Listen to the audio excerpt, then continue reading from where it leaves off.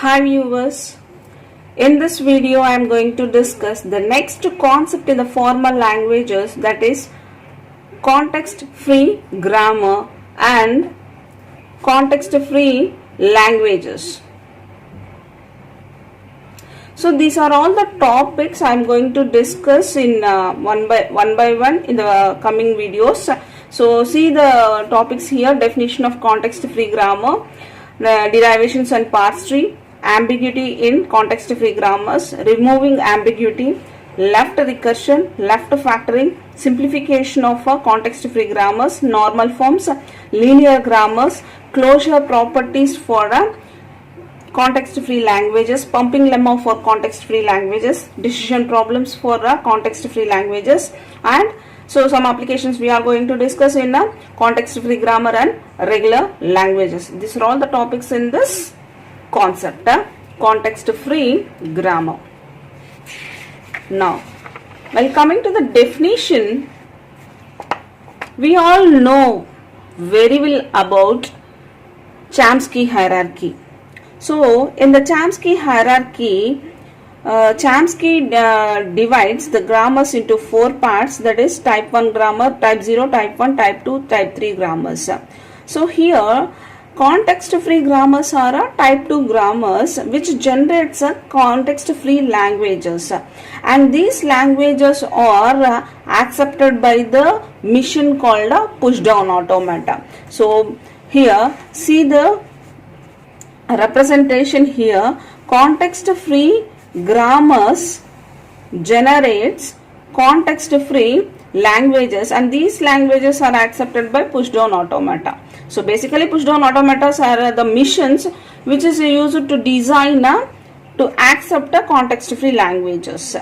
So in context free grammar we have 4 tuples. So those are G is equal to NTPS. In some cases this N can be represented as a V and T can be represented as a sigma.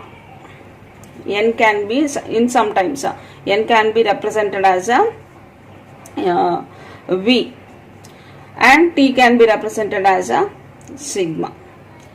So where N is the set of non-terminals, we know non-terminals are represented by capital letters, and T is the set of terminals. Always terminals are represented as small letters, small alphabets or small letters.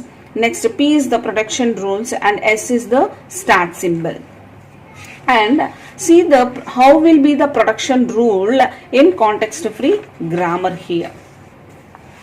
So here it is the production rule in context free grammar: alpha tends to beta.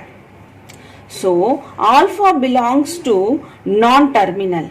So the length of this alpha should always be 1, which means the left hand side of this production must having only one non-terminal, and beta belongs to both the combinations of non-terminals and terminals. So all these production rules we are using in different grammars. How they are discovered, who was discovered all those rules? So it is discovered by 2 inventors, names called John Backus and Peter Knorr. In 1916 introduces formal notation method for describing syntax of programming languages, which is called as Backus-Knorr form. And this Backus-Knorr form can be simply called as a BNF. Basically, this Backus-Knorr form is designed for ALGOL 60.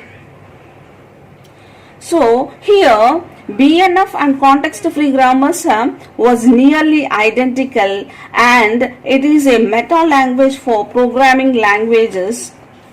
So what is meta language actually? A meta language is a language that is used to describe another language. So if you want to describe another language, there we use some other languages, that is called meta languages. See here, in this Backus normal form we are using some symbols to describe a syntax.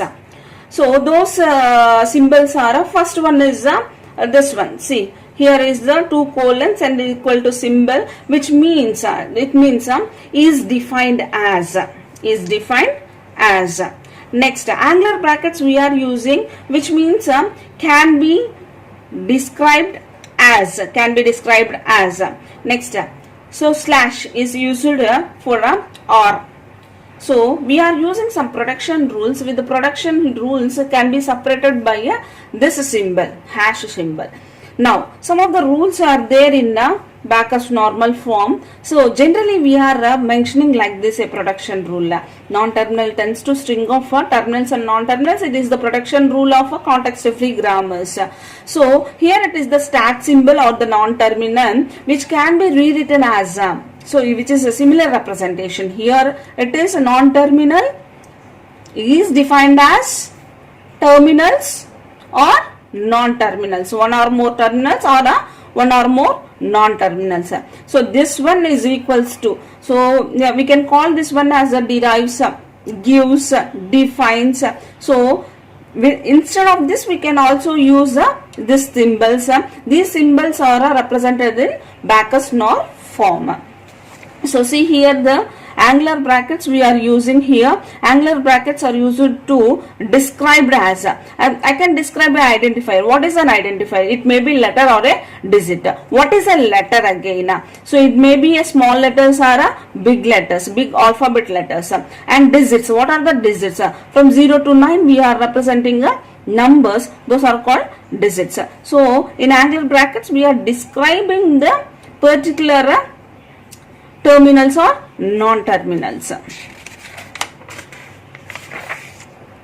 So with this the definition of context-free grammar is completed. Thank you. Thanks for watching. For more updates on flat classes, subscribe my Rajni Tutorials YouTube channel.